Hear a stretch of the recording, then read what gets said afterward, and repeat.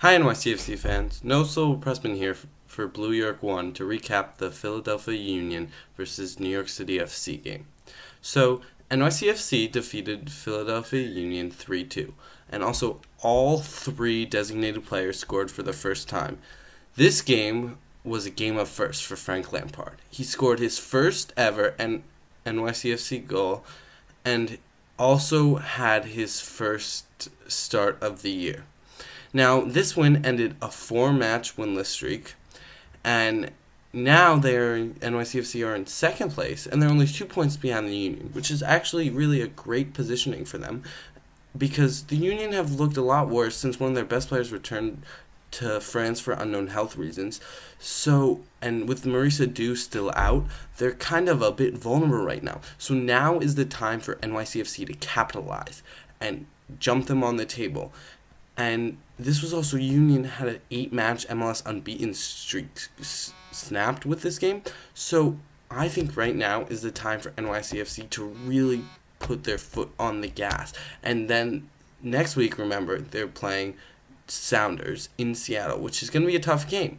If they should get at a point, because remember, Clint Dempsey will not be back yet or able to play because the U.S. has the third place game.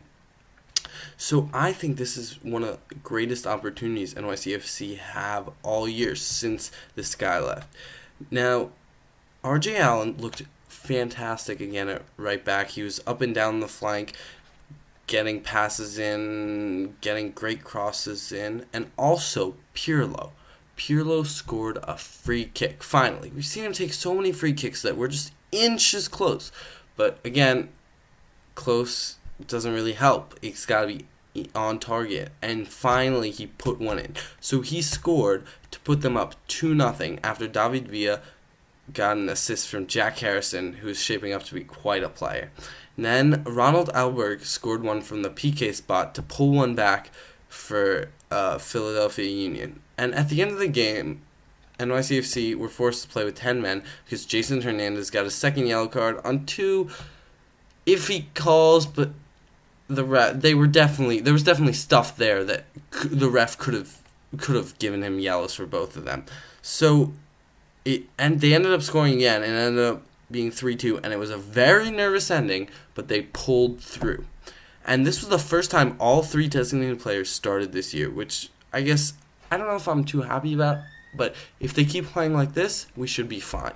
But there's still long-term questions going forward, but moving Iraola up to the defensive midfield, which it doesn't really make sense how much it's helped, because he's an older player and a little slower, but somehow it's helped. Patrick Vieira that's a great move by him, and kind of getting Iraola to play in defensive midfield. I never heard that he was a defensive midfielder, but it's still, I feel, a great move for him. He's been playing fine there, and then Pirlo and Lampard seem to finally be clicking, and then up top with the three, Jack Harrison, Tommy McNamara, and David Villa.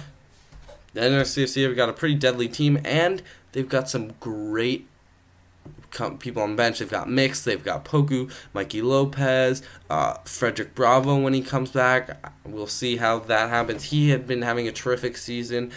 I think NYCFC and also Steven Mendoza, they really have some strong depth right now. And as long as they stay healthy, and that competition is going to be great. I would love to see Mix as a U.S. national team fan. I think Mix has so much potential, but right now he can't get in. Just not. I don't know how to describe it. He could be such an exciting player. He's so exciting to watch. He's a hard worker, but it just hasn't clicked for him yet, I guess, in the MLS.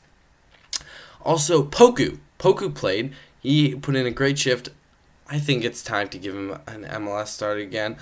They're playing in Seattle. It's a tough travel across the country. It's on turf.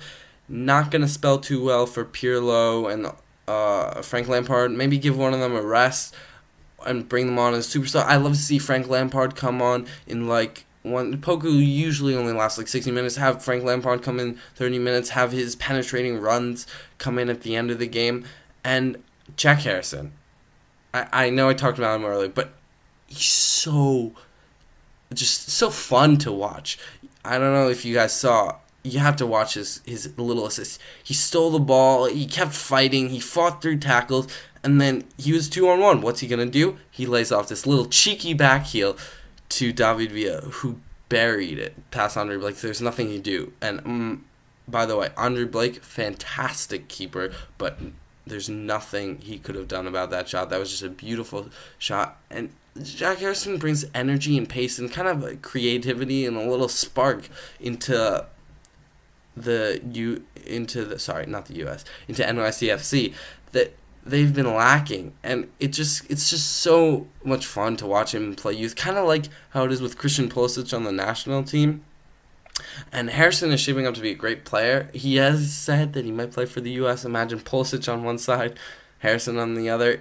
I don't know if he's eligible yet to play for the US. He probably will be. He spent most of his high school career in the US, so he is a former Manchester United citizen, or not citizen, youth player.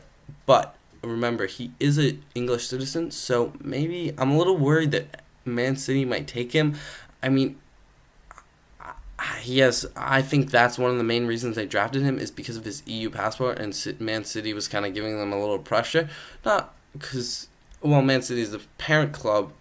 I don't see, unless, like, obviously they're not going to get any great players like Aguero or something like right now, so I don't see how giving up Harrison is really worth it. I don't know right now, but off in the future, I could definitely see him moving up. And finally, congrats to David Villa, who scored his MLS leading 11th goal of the year. So this is No Soul Pressman here, signing off for Blue York 1.